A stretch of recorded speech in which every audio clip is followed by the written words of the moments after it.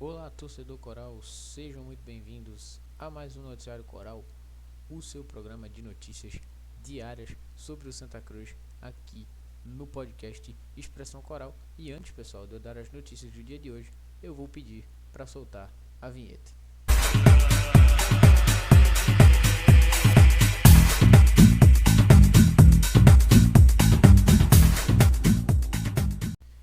Bom, pessoal, sejam muito bem-vindos a mais um Noticiário Coral, o seu programa de notícias diárias sobre o Santa Cruz, né?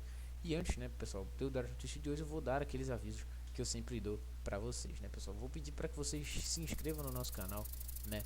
Além de que, se você puder também deixar o seu like, ativar o sininho da notificação e compartilhar esse vídeo, porque isso vai ajudar bastante a gente a seguir com o nosso projeto, além de eu pedir, né, para vocês seguir a gente nas nossas redes sociais.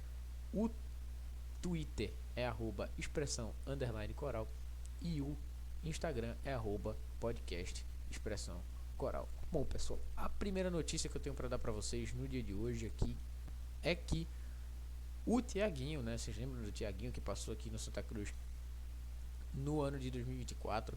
Teve uma boa passagem pelo clube durante o Campeonato Pernambucano, mas o jogador está enfrentando sérias dificuldades, pessoal, aí com as suas passagens nos outros clubes, né? Tem dificuldades para se firmar em outros clubes. O Thiaguinho se tornou um verdadeiro andarilho do futebol, pô. Depois de sair para o Santa Cruz, ele jogou por mais 4 equipes esse ano, né? Após deixar o Santa Cruz, ele passou por várias equipes com rápidas passagens, passa rápido e logo já sai, né? Ele teve uma breve passagem pelo Serra Branca, onde disputou a semifinal do Campeonato Paraibano. Em seguida foi para o Sampaio Corrêa, onde disputou apenas 12 partidas.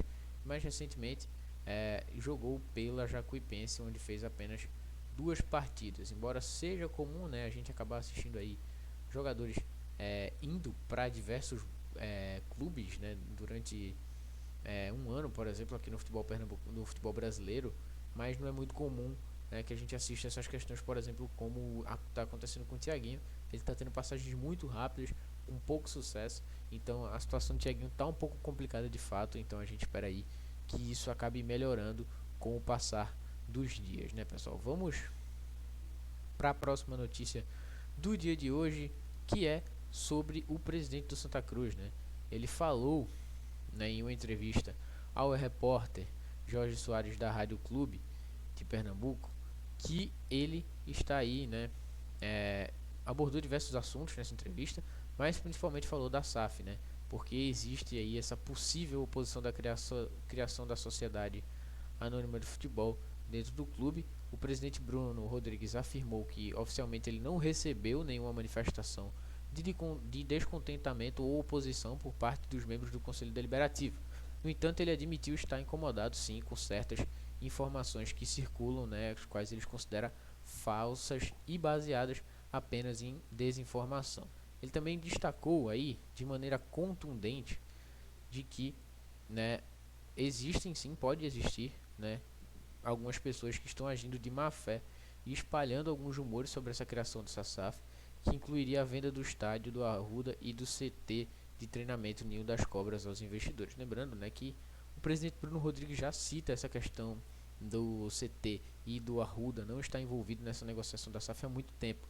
Basicamente, antes mesmo desse assunto voltar a ser tona muito nos últimos dias, né, porque a gente sabe que a SAF dentro do clube do Santa Cruz veio à tona nos últimos dias principalmente, e ele falou diversas vezes que a SAF não, perdão, que o estádio do Arruda e o CT Ninho das Cobras não estão envolvidos nessa negociação, né? E ele diz mais uma vez que não pretende incluir na negociação do clube, mais uma vez, né? Ele fala que não pretende incluir esse patrimônio do clube. Ainda não entendo muito a motivação do presidente em não incluir o patrimônio do clube, porque esse patrimônio estando na mão de uns investidores, eles poderiam ter reformas contundentes. A gente sabe que o Arruda está precisando de algumas reformas, principalmente essa dos banheiros, que ainda não se iniciou, né? Ainda não se tem notícia sobre essas reformas dos banheiros que não começaram, e também porque o CTNU das Cobras só conta atualmente com poucos campos, e hoje seria muito bom que se ele tivesse muito mais campos, né, e com muito mais opções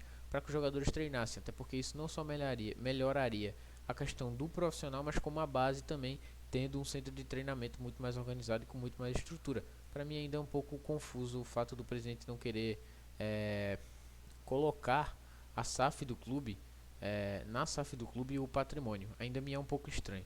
Mas enfim, vamos continuar com a nossa notícia.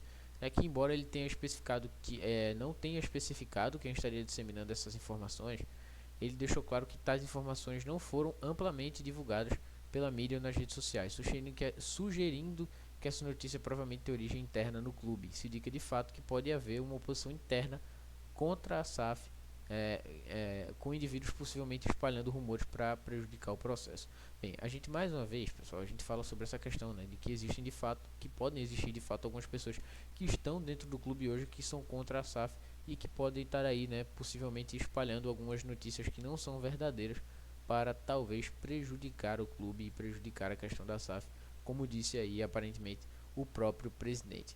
E a última notícia do dia de hoje, pessoal, é que a montagem do elenco do Santa Cruz para a próxima temporada não deve contar com a presença massiva dos investidores que estão interessados na SAF, né? Dentre todas as notícias relacionadas à SAF do clube, uma importante questão está passando para despercebida pela mídia pernambucana e pela própria torcida do Santa, que é, pessoal, essa possibilidade do clube montar o elenco para o ano de 2025 com uma responsabilidade por essa tarefa apenas pela diretoria que hoje está dentro do clube, ao lado do gerente de futebol Francisco Salles, e não para os investidores da SAF, né? Alguns rumores, né, indicam que apesar dessas negociações para a SAF, a atual diretoria do Santa estaria de fato planejando uma montagem de elenco com, é, com a diretoria estatutária e o gerente de futebol. Está planejando assumir esse papel significativo, né? O Santa tem, já se fala nos bastidores que o clube possui aí uma espinha dorsal de jogadores que estiveram na equipe no ano de 2024 e renovaram seus contratos.